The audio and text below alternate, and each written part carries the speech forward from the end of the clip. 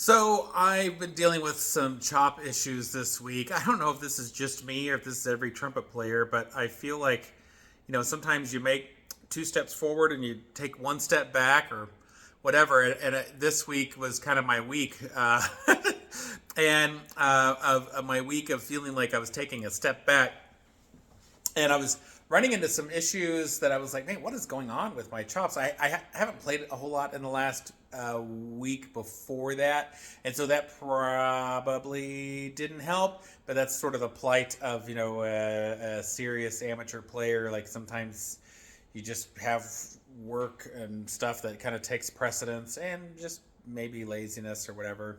I bet I'm sure you guys are probably no different than I am. But anyway, so I was running. I had a rehearsal over the weekend, and I had a couple of rehearsals on Sunday as well. And I was just sort of like kind of fighting my way through, like, what is going on? Like things just don't feel right. Things feel difficult. And then on Sunday night's rehearsal, I kind of finally figured it out. And so this is what I'm going to share in this video with you today. So again, this is kind of primarily TCE, tongue control embouchure related, but not exclusively. So I remember something years ago. I took a lesson with Bobby Shu, and I mentioned this in some previous video that I did too, where Bobby was telling me that when he gets in the extreme upper register, I would say, I don't know for sure, but maybe somewhere like above the G above high C and going forward, that he intentionally uses his tongue to kind of hold the bottom lip down so that the top lip can vibrate and to keep the bottom lip from cutting off the sound. And I don't know if it's maybe just because the way my lips, our physiology is all different between all of us. And so maybe this is just a problem specifically with me. But I've had a problem for most of my career. I feel like if like my bottom lip always wants to like somehow get out of the way. And for the longest time, I just thought maybe like it was weak, or maybe my bottom teeth were short, or I didn't know. But like it would feel like my bottom kind of wants to like fold under, and then I'm trying to create an aperture and an embouchure between my top lip and kind of like this white skin here, and it sort of loses its support for the right embouchure. And so over the years, I've been trying to like kind of sort this thing out. But this week, I kind of realized like I get what's happening when I have bad chop days like I've had this week.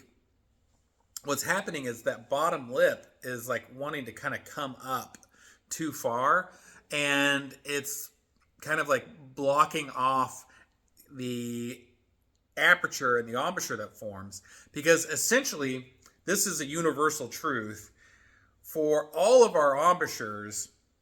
If this is our top lip and these are our teeth, the magic moment, the moment of impact, if you will, is when the top lip comes beyond the teeth and then interacts with the airstream. So the airstream's coming, if these are our teeth here, and this is the lip. So teeth, lip, top lip. The magic happens when it starts to dip down like that.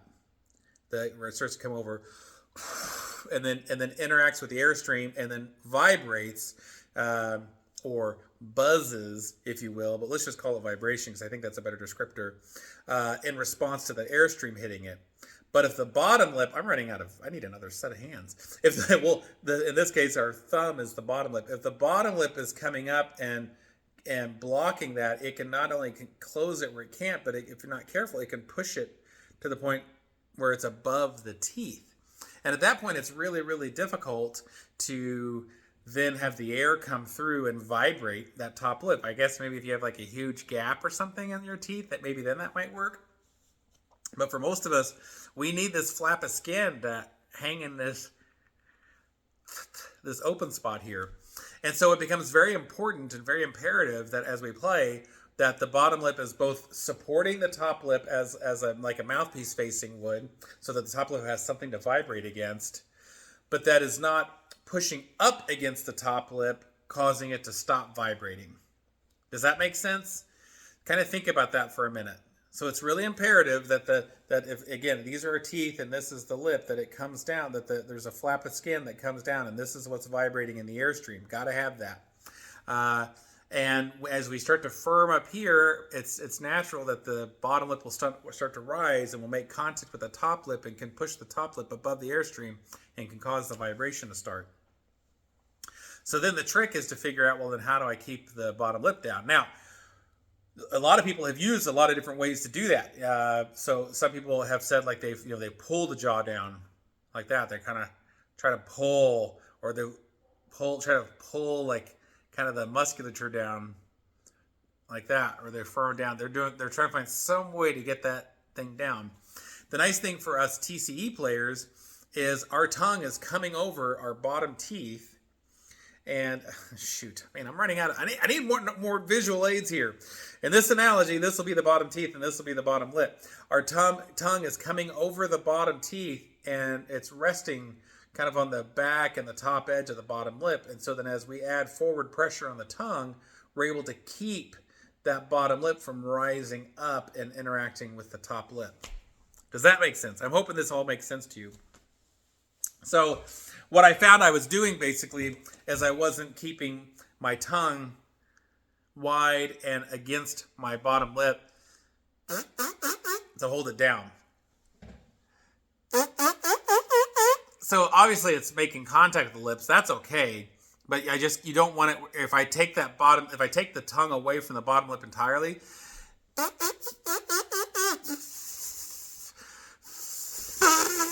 the vibration stops and I have to like squeeze the lips harder and blow harder to get it to happen again, which is essentially what it was feeling like was going on with my playing and when I was feeling like things were off. Bottom lip in contact with the the tongue in contact with the bottom lip.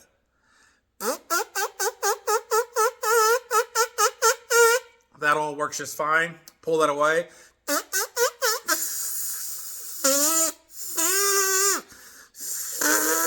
It's like way, way, way harder. And then the trick is just to keep doing that as I play the trumpet.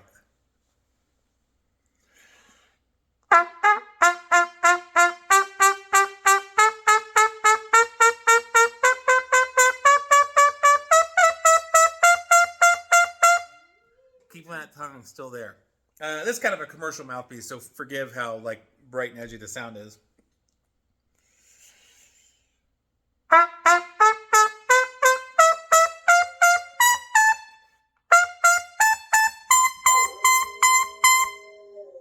So keeping that still down there. And if I don't have that down there, if I pull the tongue back,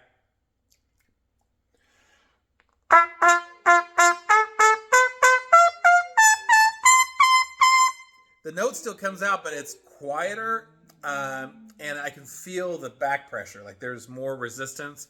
And what I know is if I keep playing that way, eventually like things start to swell and it's going to just stop working. It just doesn't work as well.